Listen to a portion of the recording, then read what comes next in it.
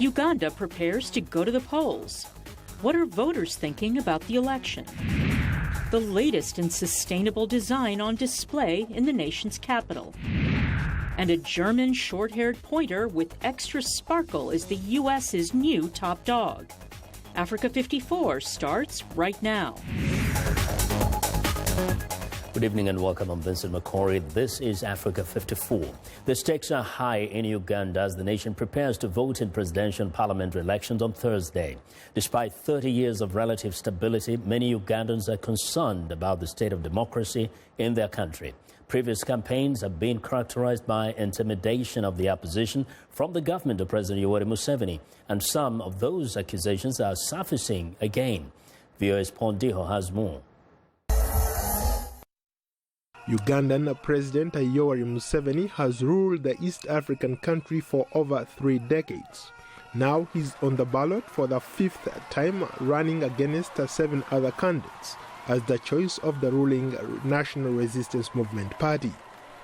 President Museveni took power in 1986, and nearly 2 decades later, in 2005, he changed the constitution to end presidential term limits.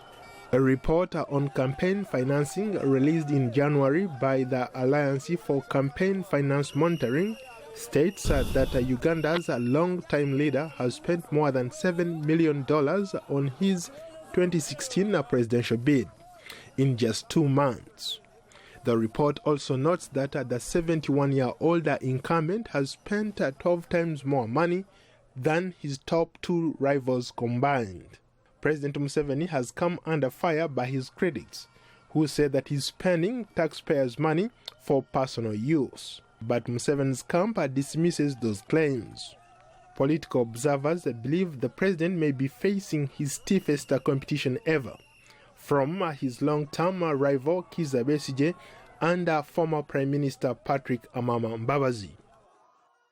Dr. Kizza Besigye, the Forum for Democratic Change candidate whose fortunes declined between 2011 and 2015, has made a remarkable comeback onto the national stage for his 4th attempt at the presidency. Besigye has drawn mammoth crowds throughout the campaign season in district after district, repeating his campaign slogan of defiance, not compliance. Unlike President Yoweri Museveni, Besigye's supporters are spontaneously offering him campaign contributions. I recently caught up with him on a campaign trail in western Uganda, and he told me that unlike previous elections, ordinary people are funding his campaign. Despite the enthusiasm of Besigye's supporters, it's important to note that Mr. Museveni has defeated Besigye in 3 elections, in 2001, 2006 and 2011. The 3rd major presidential candidate is former Prime Minister Amama Mbabazi of the independent Go Forward Party. He has performed better than expected during the campaign season. Initially, assumptions were made that Mbabazi was one of those privileged figures that rode on Museveni's court trails, and who once stepped out of Museveni's shadow would fade away, unable to flourish independently of the president. Other presidential contenders include Abed Bwanika, who is running for the 3rd time, representing the People's Development Party, retired Major General Benon Biraro of the Uganda's Farmers Party, Venantius Bariamureba, a former Vice-Chancellor of Makerere University, Joseph Mabilizi, and Maureen Chalia Walube, the only female candidate.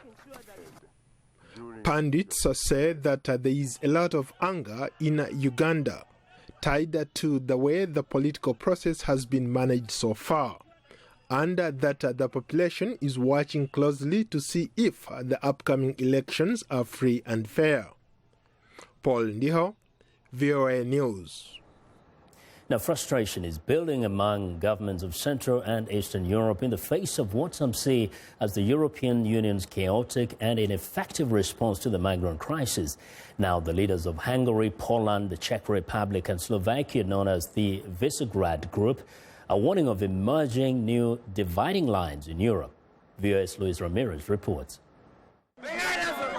Scenes of chaos along EU borders recently are a sign for some in Central and Eastern Europe that solutions proposed by Western European leaders are not working. There is resistance to German Chancellor Angela Merkel's calls for accepting migrant quotas. That is giving new purpose to the Visegrad mini-bloc of Central and Eastern European nations after 25 years of obscurity. Until now, the Visegrad countries, including Hungary and Poland, had been in line with the rest of Europe in terms of economic development and open borders. But the migrant crisis has changed things. Hungary's leader wants a fence to cut off Greece for failing to defend Europe's boundaries.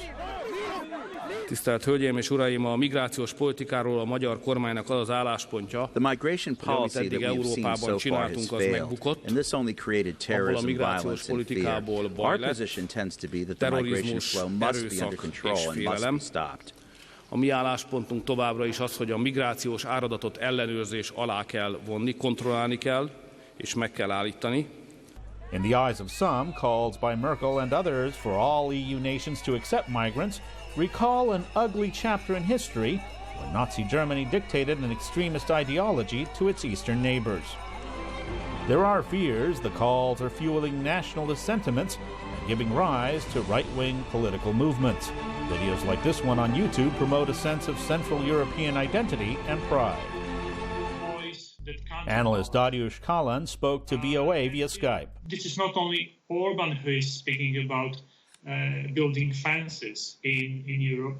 These voices are significant and visible, not only in Hungary, also in Balkans, also in Austria. Not to mention radicals in Germany or France. V4 leaders are walking a delicate line. Their summit declaration in Prague this week was conciliatory. They pledged not to block any EU solution to the crisis and to work against emerging new dividing lines in Europe. Let me stress very clearly that the declaration adopted today includes a clear call of support from the V4 for a European solution to the crisis. But the chaos continues, as seen in recent clashes like this one at Greece's border with Macedonia, and Central and Eastern European nations are not changing their position on accepting migrant quotas. Their challenge now is to preserve their membership in Europe with all its economic benefits, while answering to a constituency frustrated with Europe's response to the migrant crisis. Luis Ramirez, VOA News, London. Former United Nations Secretary General Boutros Boutros-Ghali has died at the age of 93. Boutros-Ghali was the sixth Secretary General of the UN. The Egyptian-born politician and diplomat served from 1992 until 1996. Egypt's Al Ahram newspaper reports that he was admitted to a Cairo hospital last week after suffering a broken leg. The current president of the Security Council, Venezuelan Ambassador Rafael Ramirez, announced his death at the start of a session Tuesday on Yemen's humanitarian crisis. The 15 council members stood in silent tribute. Now, more than 2 million Nigerians have been displaced due to the deadly insurgency of the terrorist group Boko Haram, which has killed thousands in northern Nigeria and neighboring countries. Kunle Adewale, a 2015 Mandela Washington Fellow from Nigeria, is an artist. And since returning home from Washington, he has been working with survivors of Boko Haram in northeastern Nigeria on healing through art. Kunle now joins me live via Skype from Lagos. Kunle, welcome to Africa 54. Thank you. Good evening. Good evening. Now, tell us, how does art really become a form of healing? Okay, the crisis that these people have really gone through has made them to lose self-esteem, and some of them no longer trust the environment and all that. So art has provided a platform for them for expression, for them to let loose that which they are actually holding in their mind. And art has also given an opportunity to express whatever they want to become later on in life. It has helped them heal their trauma, because some of them, you see pictures of helicopters, you see pictures of soldiers, you see pictures of aeroplanes, you see pictures of, their daily lives. So in a way, art has given them that form of expression in communicating their thoughts. Like some of them can actually talk, they are still in shock of the crisis they've been through. So art has really given them that voice to speak to communicate their thoughts. Exactly. So what you're doing is actually, as an artist, you're helping them to kind of replace the images in their heads by painting things that would be a little more uplifting, right? Yes, absolutely. And so, go ahead. Go ahead. Okay, so it's to change the narrative of where they are coming to where they ought to be. Is to put in the right thing in their mind and take away the negative things they've been through. You see them drawing pictures of now beautiful things, creating beauty, creating peace, because that is what they desire. Now, has this only been working for the for the children, or are there older people who find this art as a form of healing from the trauma? Yes. We have both children. We also have adults who are also part of the program. We have women. We have even married men too who are also part of the program. So, like, we have women who are involved in body decoration and all that. So they find this as an opportunity to express their creative ingenuity by working on canvas. You see joy. You see them being happy. But this is not their former experience. It's about sadness, it's about sorrow, but now their mood has actually changed through this art engagement. Very quickly, how much support have you been getting, say, from government or others who may appreciate what you're doing? Well, actually, I'm working with ICEA, which is an organization there in the U.S. They are the one actually giving me that opportunity to work with these IDPs. So they are the one that is solely really, working in this Northeast Nigeria, not government in any way. Well, Kunle, thank you very much. It's really great talking to you after last time. Kunle Adewale is an artist and 2015 Mandela Washington Fellow. Well, we want to know what you think about Africa 54 and the stories we cover. Join the conversation on Facebook. The address is Africa 54, and check out our headlines 24/7 on voaafrica.com. Find me on Twitter at VOA Vince Makori. Well, coming up, Jill Malandrino has our business report live from New York. Stay with us.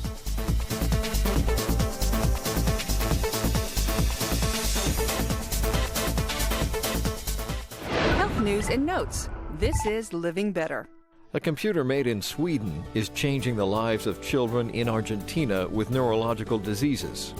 A computer called Toby enables users to communicate with their eye movements. Sheila Levy's 7-year-old son Ian has chronic encephalitis, which affects his speech and motor skills. What has changed with Ian is that he can play on his own, turn the television on, share a moment with his brothers. Toby's eye-tracking technology also allows disabled children like Ian to participate in standard school classes, says therapist Natalia Ibarra.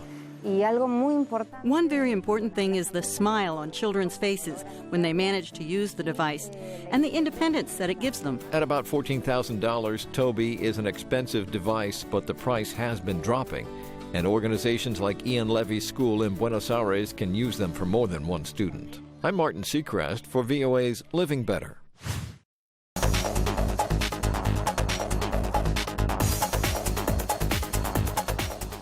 Well, it's time now for our business report. President Obama has signed a bill to extend the African Growth and Opportunity Act. Now, for more details on what it means for the continent of Africa, Africa 54 business correspondent Jill Malandrino joins us live from New York. Hello, Jill. Hey, good morning, Vincent. This is exciting news to see the AGOA extended, because I believe Africa is where we are truly going to see global growth and investment for the long term. The AGOA went into effect in 2001, and the new bill signed provides a 10-year extension of the program through September 2025. And it reaffirms the importance of deeper and expanded U.S. trade and investment ties with sub-Saharan Africa. Essentially, it provides sub-Saharan countries duty-free market access to the U.S. Now, Jill, each week you talk about investment opportunities and areas of growth in countries like Nigeria, Kenya, Rwanda, and South Africa. But there's one issue that has always been a deterrent here, which is corruption and misappropriation of funds. Does this bill address that? It sure does. Investing in Africa is not for the faint-hearted, but we are seeing aggressive anti-corruption campaigns put into place. Nigeria, for example. The bill gives the administration the ability to withdraw, suspend, or limit benefits under the program if AGOA countries are not in compliance of eligibility, including progress toward establishing market-based economies, policies that support poverty reduction, laws to fight corruption, and protecting human and worker rights. Can you give us an example of a success story, Jill? Sure, there have been several, but here are some stunning highlights of the overall program. As of 2015, total African exports under AGOA have quadrupled, creating hundreds of thousands of jobs for both African and the U.S. economy. In South Africa, for example, AGOA is estimated to have created 62,000 jobs. It's focused on mobilizing trade and investment. This goes way beyond just aid and assistance. Utilizing programs such as AGOA is the way for Africa to move beyond commodity dependency like oil and end the red tape and corruption and improve infrastructure and energy resources. Well, Jill, thank you very much. Well, Jill Malandrino, Africa 54 business correspondent, reporting live from New York.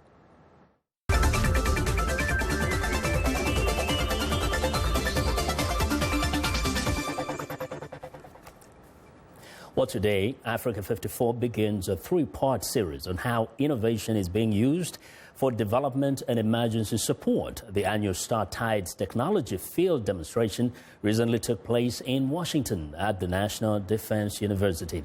VOA's Caroline Turner was there and has our report. About 70 exhibitors demonstrated their most innovative technology at the Star Tides Expo in Washington.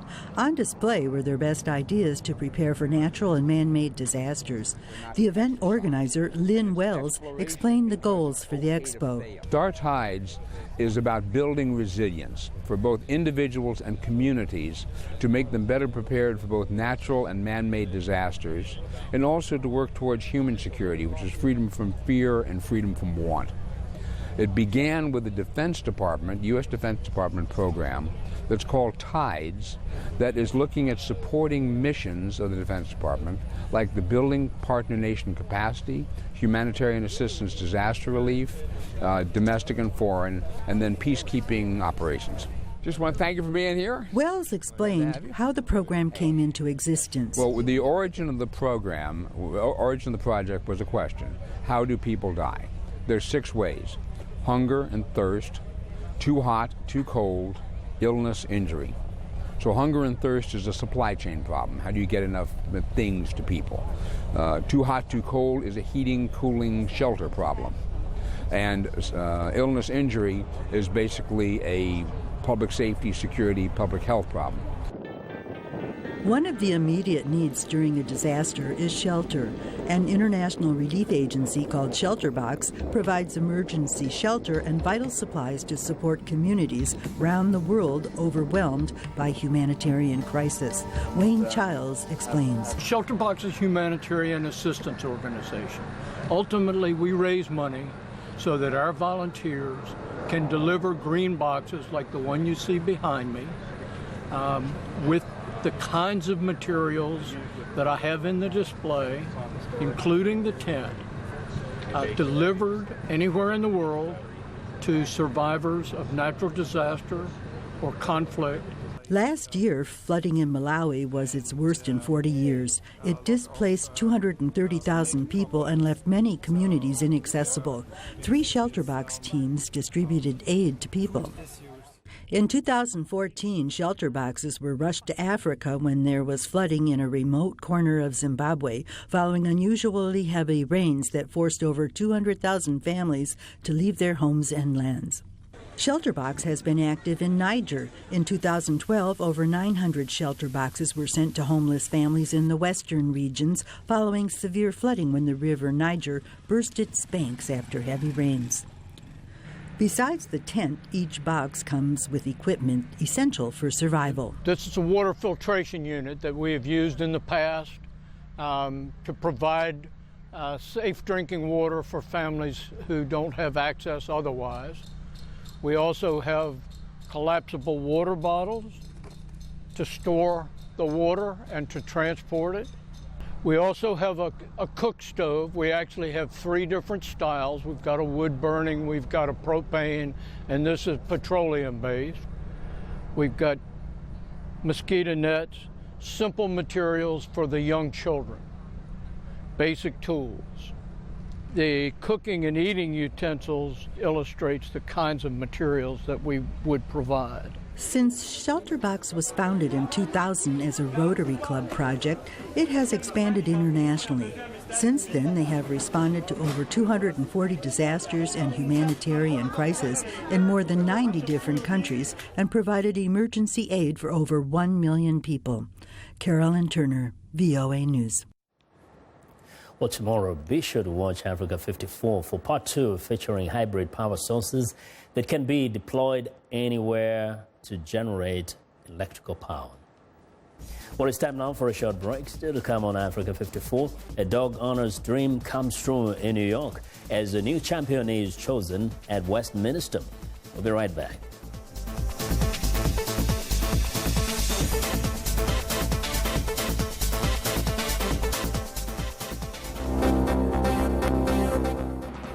If you've just joined us, I'm Mariama Diallo, and here is a quick recap of today's headlines. In Senegal, President Macky Sall says he'll serve his full 7-year term in office after the Constitutional Council rejects his suggestion to limit his current presidential term to 5 years. The mayor of Burundi's capital, Bujumbura, bans motorbikes from the city center in a bid to end violence after a series of grenade attacks carried out by insurgents on motorcycles. Finally, in Niger, as the upcoming presidential vote approaches on Sunday, supporters of both President Issoufou Mahamadou and opposition candidate Ama Amadou campaign in the street of Niamey. That's all for today. Thanks for watching. We'll see you next time.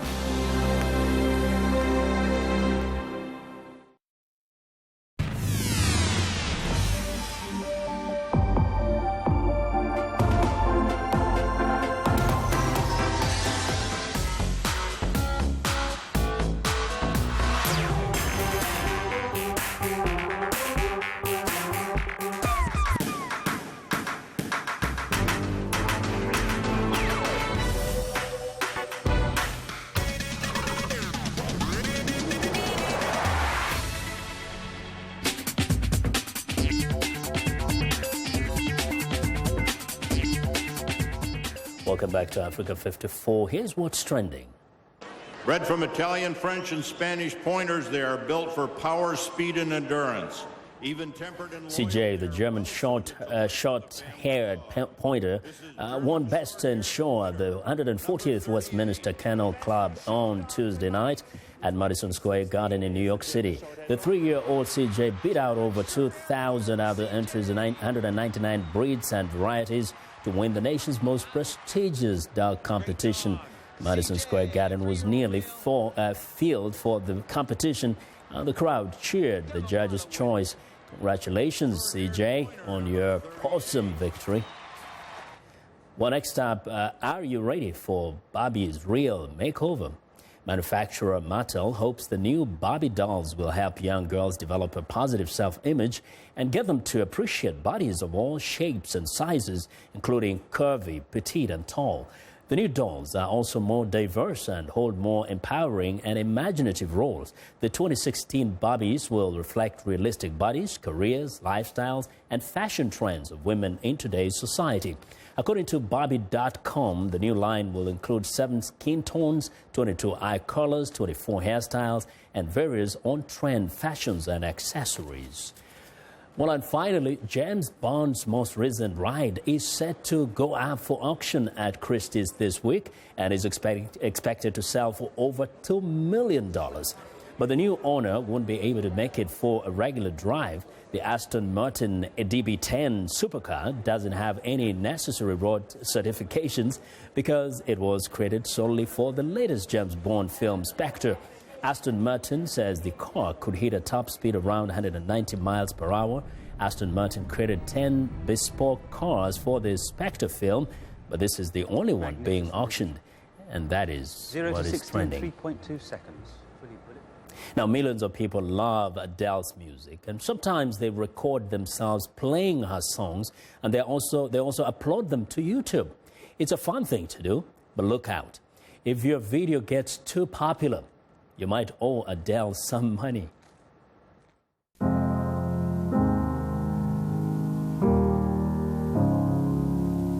Hello, it's me. Adele's song Hello off her latest album 25 is one of the top-selling songs of all time. Adele's fans around the world have responded with recordings of their own versions of Hello. In music, this is called a cover. Hello, it's me. Lydia Lee is a high school student from South Korea. Her simple video cover of Hello in English has collected over 17 million views on YouTube. A singer named Sarah receives 5 million views with her cover of Hello in French. Hello, c'est moi. In Kenya, a singer named Della has posted a version of Hello in Swahili. The song has about 500,000 streams. Hello,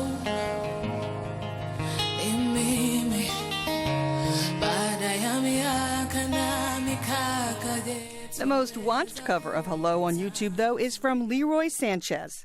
He's a musician from the Basque region of Spain.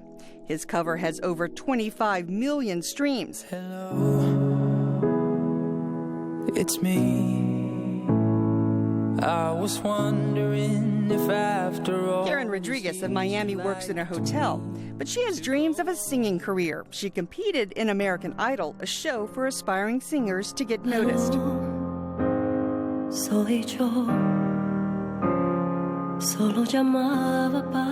Rodriguez made a video of herself singing Hello in English and Spanish. This week, her Spanish version has more than 8.5 million views on YouTube. Dicen que el tiempo lo cura todo, pero a mí me fue peor. She thinks the song going viral will help her find an audience for her music. Word-for-word remakes of songs are allowed, but song translations and adaptations do not have the same freedom. So if you're making a video of yourself singing Hello in other languages, you might owe some money. I'm Rebecca Wolf. Hello.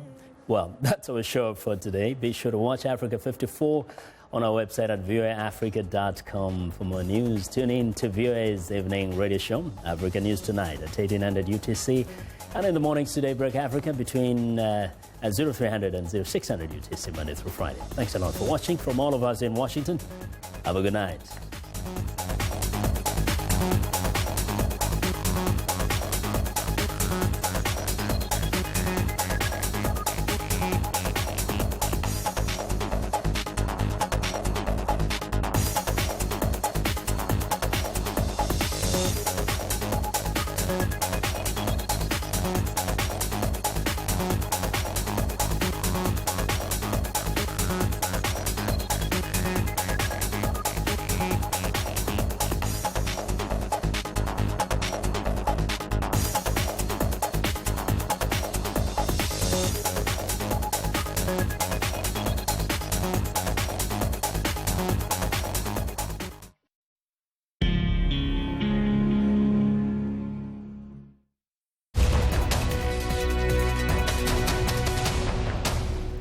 Welcome to the Voice of America's News Words, where we teach you about words in the news. U.S. Army Private Bradley Manning was convicted of making public the largest number of secret documents in history. After 3 years in prison, the 25-year-old soldier and former intelligence analyst arrived at military court to hear his sentence. 35 years for committing espionage. Espionage means to spy. It is when a country uses people to get secret military or political information about another nation. And industrial espionage is when a company spies on another business to get plans or technical information. Now, when you hear the word espionage, your English will be good enough to know what this news word means.